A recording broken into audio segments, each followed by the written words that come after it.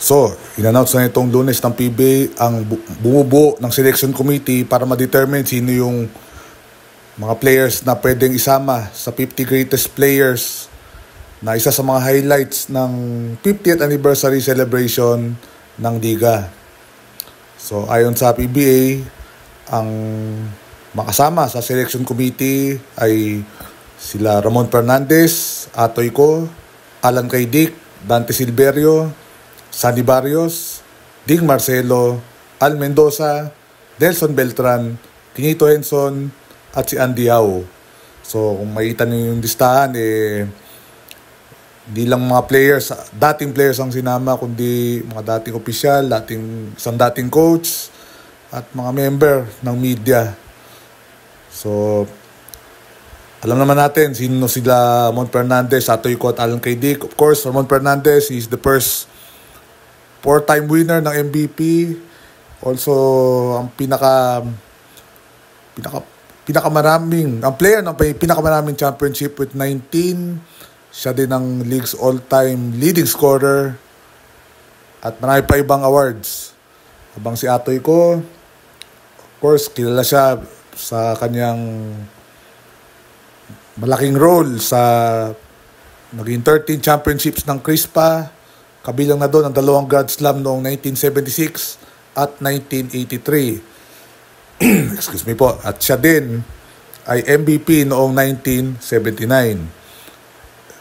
Si Alan Caydic naman, of course, perhaps the greatest shooter in Philippine basketball.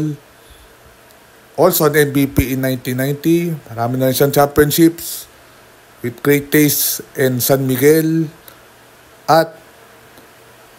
At one point, siya ang holder ng pinakamaraming 3-pointers sa liga with 1,242.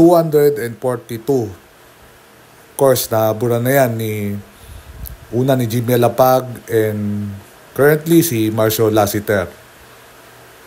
Coach Dante Silverio. Well, Coach Dante Silverio is one of the pioneer coaches of the league.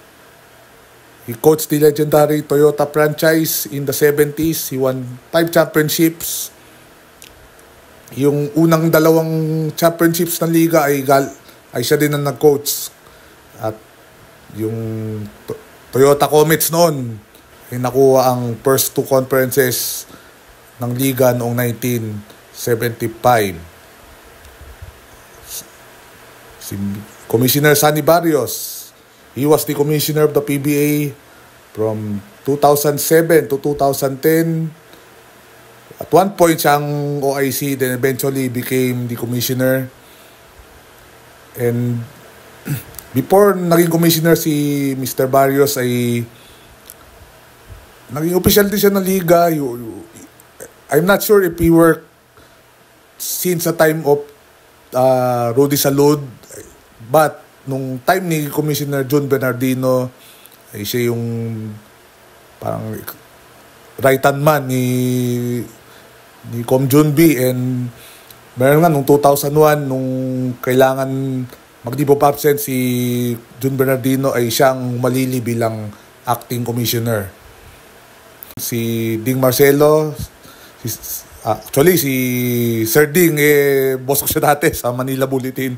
Siyang sports editor noon. But si Sir Ding, siya sa mga pioneer journalist ng PBA. He covered the PBA in the 70s. Then, of course, nung naging sports editor siya, tutok siya sa mga nangyayari din sa liga.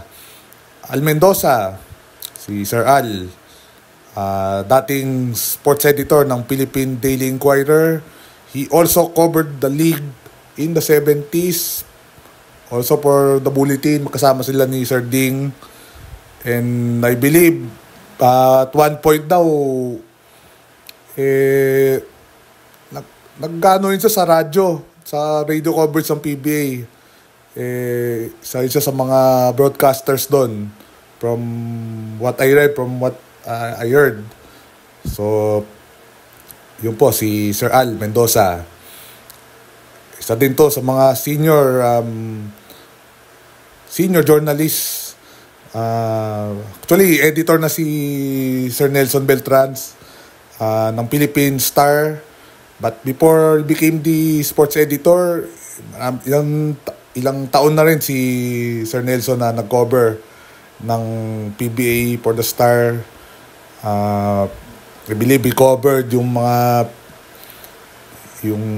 from the time na yung nagdo-dominate yung Alaska in the 90s, then yung 2000s with San Miguel, sila Danny Sigel, Ginebra, Mark Aguiwa, Gigi Elterbrand, up until dun sa time nung dominance ng San Miguel teams, yung Grand Slam under coach Team Con, San Miguel Copy, yung resurgence sa Ginebra, then early championships nila Jun Marpardo and San Miguel. So yun po, si Sir Nelson Beltran.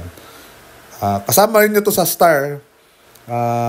Of course, Quinito Henson, he's columnist sa Star, but we all know him for his decades-long work as analyst sa television coverage ng PBA, going back to vintage, for a while, NBN, IBC, ABC5, Solar, and TV5.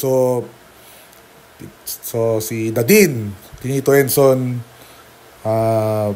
yung experience niya as analyst of the league, marami na rin siyang na-experience na sa mga nasaksiyan niya. So yes, you also has idea kung sino yung mga worthy na masama dun sa 50 greatest. And of course, the last one, si Dr. J. Andiao. Of course, yung pagiging analyst din niya, he has covered the league for many years. Kaya, like some of the reporters and Mr. Henson, malawak ang knowledge ni Dr. J. Andiao when it comes to the PBA. And for a while, naman si Andiao, hindi lang siya naging analyst ng PBA. I believe, naging team manager siya ng Manila Beer nung 80s, I believe. Nung time niya, doon nangyari yung unang trade ni Mon Fernandez at Abet Gidaben. Nung nasa Manila Beer si Mon Fernandez, he went to Tanduay for Abet Gidaben. Then, nung mga 2000s, naging part siya ng Red Bull and Rain or Shine. And currently, si Dr. J, analyst pa din sa PBA for Sports 5, TV5, RBTV. So ayan ang mga individual na bumubuo ng selection committee para sa PBA 50 greatest players. And soon magkakaroon sila ng mga discussion para sa 10 slots. Kasi alos or automatic na yung mga napili sa 40 greatest players. And ang mga fans hoping na yung mga na-snap dun sa 40 greatest, like sila Nelson Nasaitono, Abby King, Arnie Tuadles, and yung mga bagong from the recent era, sila Danny Sigel, Olsen Nacela, at marami pa iba pa, makonsider ng committee para sa 50 greatest players na yun nga, isa sa mga highlights ng anniversary ng PBA sa April 9. So ano sa tingin ninyo sa committee, at sino sa tingin nyo yung mga deserving na masama sa exclusive list na ito? So kung umabot kayo dito sa dulo, ay maraming salamat sa time na pakikinig ninyo, and sa susunod po ulit